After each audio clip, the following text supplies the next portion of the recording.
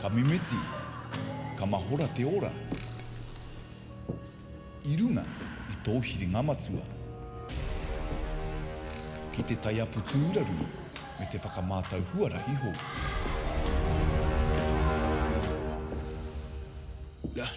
I'm in up with the waities for breakfast, eat my baby for dinner. Had to switch up the methods, we don't hang with pretenders. I'm the 5, 4, 3, 2, 1, yeah. Say the city yet again, here it comes, yeah. People in retail are told what a certain shopper looks like, what a person that's going to spend money is going to look like, what a person who might shoplift is going to look like. And if you don't dress a certain way, they don't think that you have the money to spend in their store. And it's hurtful. We don't want anyone to walk in our store and feel like that.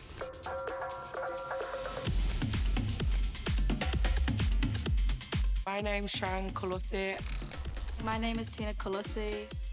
And we own Hunting Ground Store. We're a second-hand clothing store.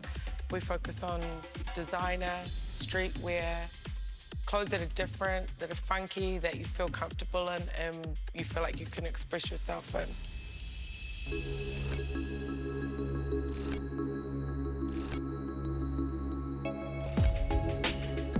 Sian's my older sister. I love working with her. Her strengths are my weaknesses. She's really social and she's good at networking. I'm real good behind the scenes and on the laptop and things.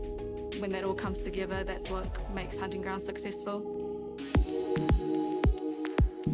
I think growing up, we were always experimental with what we wore. Clothing wasn't a priority. Our parents didn't want to be spending money on sportswear labels, Nike and that stuff, brand new. A lot of our clothes came from our mum's best friend, who's always worked in second-hand clothing. So we just learned how to put our own things together. Personally, for me, my styles throughout my whole life, it really chopped and changed. I wore probably a lot of horrible things too. I was into fashion when I was growing up. I was a tomboy. So, for example, at school, I think I was the first girl in primary school to wear the boys' uniform. But after I wore the boys' uniform, heaps of other girls started wearing the boys' uniform. It's been really important because it's just been a way of how I express myself. I've been different, and that's how I've showed my difference. We grew up in Onehunga. All my grandparents are immigrants. So Nana. That's Nana Anna. She looks your age. On my dad's side, they both came from Samoa. On my mum's side, my grandmother's from Samoa and my grandfather came from England. Oh, Tina, you look so gorgeous. You look so cute. I have my little overalls on. I still wear overalls now. What year would this have been? That's vintage, isn't it? Oh, yeah, that was probably 1960. Our family was really close. Our mum and dad, they're always helping out, so Dad's made our changing rooms. One event, we were pressed for time. Mum came in and she was helping us iron the shirts. Our Nana and Grandpa, they come to every event that we usually hold. You wore that to my 21st year? Yes. I'm proud of him getting it up and running like they have, you know. It's not easy to get into business, and they've done it. The beautiful thing about it, they started slowly in the beginning, doing it online before even getting the stock and opening the store and all that kind of stuff. Here she is. Oh no, Sian wasn't in that one, no. I'm wearing a feeler jumper.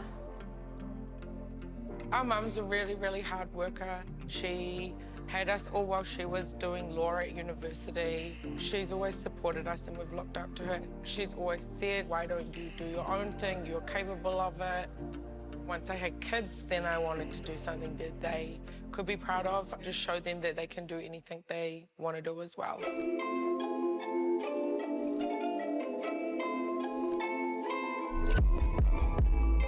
We just went over to LA. We bought back a whole lot of new stuff.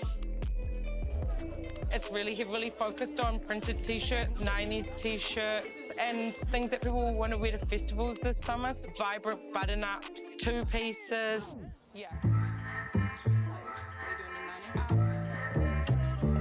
Today we're putting on an event called Beats and Bows.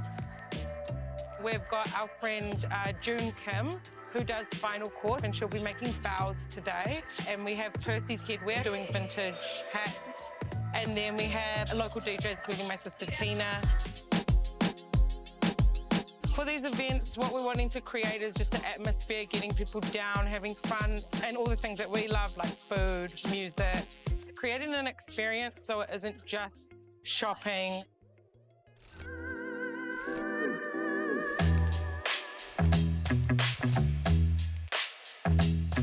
We decided to start Hunting Ground Store because we wanted to create something that represented us, that represented people like us. We didn't want to just be a store. We wanted to provide an experience when you walk in our doors or when you go into our online store or when you interact with us personally. I think we really worked with other young brown people. We want those people to be the face of our clothing.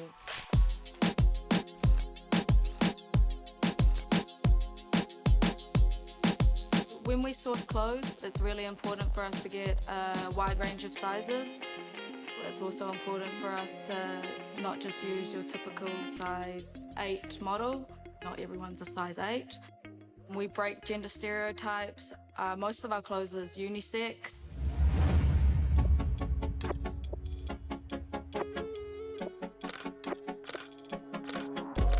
She dropped dead gorgeous.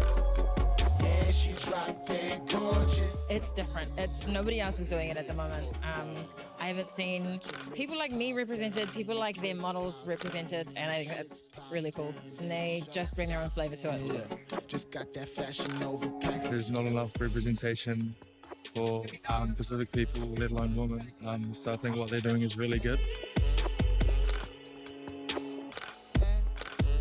She dropped dead gorgeous. It's really important to have marginalised communities sort of represented in these industries because they're not. The things that fit us, the things that work for us, nobody even pays attention to or knows about because there's no spaces for Polynesian women of colour. For them to be doing what they're doing, I think it's super powerful. Like, they're making a statement and it's like carving out more of a space for us, definitely.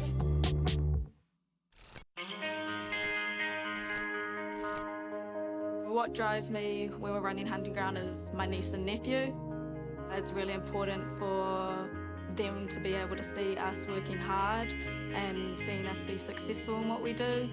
I want them to be able to see people like them, so when we pick models, I always think of my niece and nephew. It's really cool because they say they want the store to be theirs one day, and it's just really cool that they're proud of it. They tell people at school. My daughter goes on the website and shows her friends. Just happy that they can see us do it, and they know there's that opportunity there for them if they want to do not even our business, any business of their own, like they can do it.